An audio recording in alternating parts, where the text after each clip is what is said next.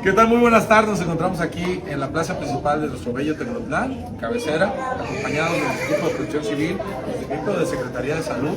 Hoy estamos en pro y favor de la vacunación. Queremos compartirles que desde el día de ayer estamos vacunando. Hoy marco el carnaval a todas las personas que vienen foráneas a dar servicios, desde juegos mecánicos, desde comida, desde diversos, que ya se vacunaron. Hoy seguimos fuertes con la población en la vacunación. Por favor, vacúnense. Es un tema que si todos trabajamos en el tema de la prevención, vamos a salir a flote y avante.